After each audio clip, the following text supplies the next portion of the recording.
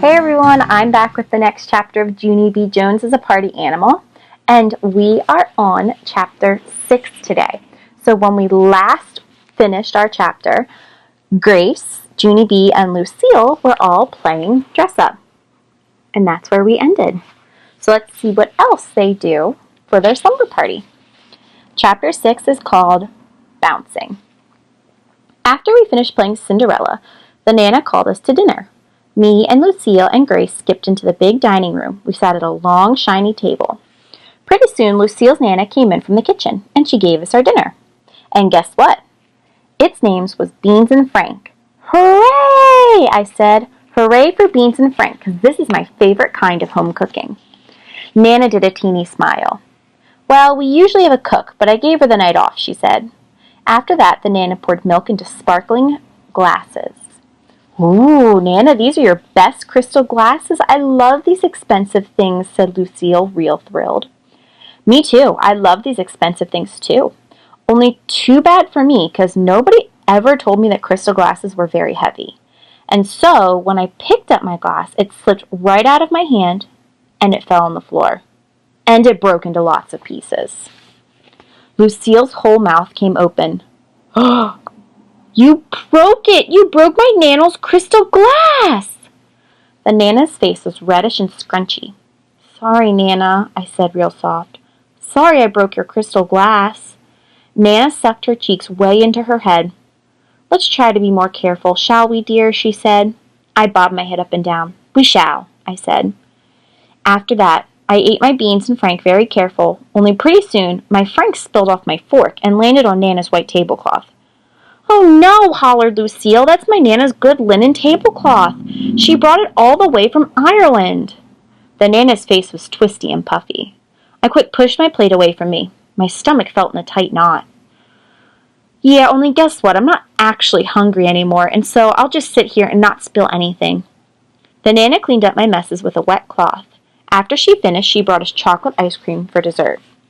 Only too bad for me, because a teeny plop of ice cream dropped right off my spoon and it landed on my chair cushion. Nana did a big breath. You're a bit of a bull in a china shop, aren't you, dear? She said. Sorry, Nana, I said. Sorry. The Nana patted my head very stiffish. Quite all right, she said, kind of mumbly. After that, I got down from the table and me and my friends went back to Lucille's room. And guess what? Things got funner. Because Lucille said we could play with the games in our closet, on account of they weren't even expensive. First we played Chutes and Ladders, then we played Twister and Bingo and Chinese Checkers and Tic-Tac-Toe and Candyland. Plus we played Let's Spin until we get real dizzy and fall down. And guess what? I didn't even break anything this time. Hey, I think I'm getting the hang of this party, I said, very happy. Just then, Nana knocked on Lucille's door. Time for you ladies to put your pajamas on, she told us.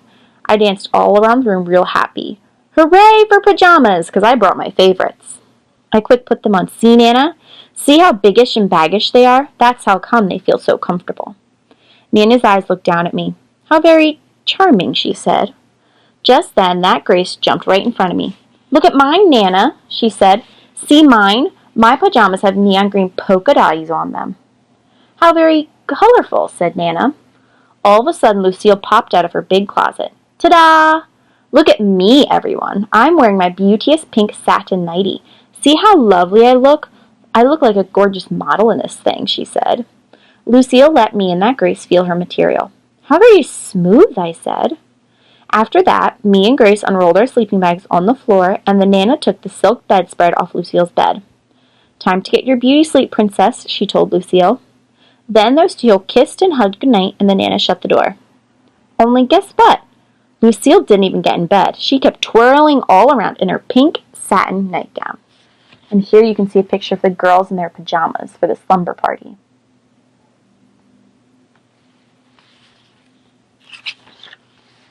This is how models twirl, she said. They twirl so you can see their fronts and their backs. Lucille wouldn't stop twirling. See my front? See my back? She said. Me and that Grace got up on her bed to watch her twirl. Lucille's bed was soft and cushy, and we bounced up there a teeny bit. Lucille stopped twirling. Hey, don't, she said. That bed is for beauty sleep only. I patted her bed, very admiring. Yeah, only it's too bad we can't actually play up here, because this mattress is a bouncy one, I said.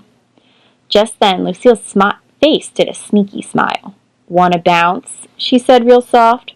"Want to really bounce?" She tiptoed to her door and looked down the hall. "Come on," she whispered. "Follow me." I grabbed Philip, Johnny Bob, and followed after Lucille and Grace. We tiptoed down the hall and around the corner. Then Lucille opened the door to a big guest bedroom, and there was a giant bed in it. "See that?" she said. "See how huge that bed is? My Nana had it specially made in case we have tall company." Lucille quickly shut the door after us. "Come on, let's go," she said. After that, all of us run to the big bed speedy quick, and we jumped and jumped and jumped on that thing. I sang a joyful song. It's called "Jumping, Jumping, Jumping on the Giant Bed." "Jumping, jumping, jumping on the giant bed," I sang. Only too bad for me, because all of a sudden I remembered something very important. And it's called "Mother and Daddy said no jumping." I got off the bed speedy fast. "Yeah, only here's the problem," I said. "I'm not actually allowed to jump, because Mother and Daddy said no jumping, and so you guys should stop jumping too, because that would be polite of you." Lucille and that Grace didn't pay attention to me. That's how come I had to get back on the bed and shout in their faces. "Stop jumping," I said, "because I'm not allowed to jump, and you guys shouldn't jump too." Grace springed way high up in the air. "Who's jumping? I'm not jumping," she said. She giggled very silly. "I'm bouncing." Just then, my whole face got happy. I hugged and hugged that girl, because Mother and Daddy didn't say I couldn't bounce. After that, I bounced and bounced and bounced. "Bouncing, bouncing, bouncing on the giant bed," I sang. I bounced till sweat came on my head. Then I flopped down on the bed to rest. I plopped on a flumpery pillow. "Ooh, Lucille, this is the most flumpery pillow I've ever seen," I told her. "Of course it is, silly," said Lucille. "That's because my Nana has all her pillows handmade in Sweden." I quick swung the plumpery pillow over to my friend Grace. "Grace, see how plumpery this pillow is," I said. Only Grace didn't see it coming, and it hit her in the head. I peeked at her under that thing. "Yeah, only that didn't harm you, I bet, because plumpery pillows don't hurt people, right, Grace?" Then Grace did a teeny grin. Then she took the plumpery pillow off her head, and she swinged it all around, and she hit me in the tummy. "Oof," I said. Then I laughed and laughed. Hey, I was right. Plumpery pillows don't hurt people. After that, I hit Lucy on the head with my plumpery pillow. Plus, I hit Grace again. Then those two guys got their own plumpery pillows, and all of us kept on hitting each other. Very fun. Only just then a mistake happened, because I didn't know there was a rip in my plumpery pillow. And so the next time I hit Grace, all of my feathers exploded out of the pillow. There was a million bazillion of those things. They filled the whole air.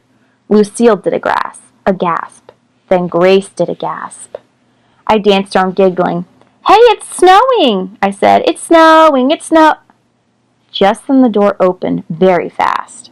It was Lucille's Nana. She saw me holding the broken pillow. My heart pounded very hard inside of me. "Hello," I said, very nervous. "How are you today?" "I'm fine, except I'm having a bit of a feather problem, apparently." The Nana walked at me, very slow. Then she took my pillow out of my hands. She hid her face in that flat thing, and she didn't come out for a real long time. And here's a picture of Junie B. She's got the broken pillow, and you can see the feathers around the room. And you can see Nana's face when she walked in to see the girls. And that is the end of chapter 6, called Bouncing. Next, we will read chapter 7. Till next time, bye!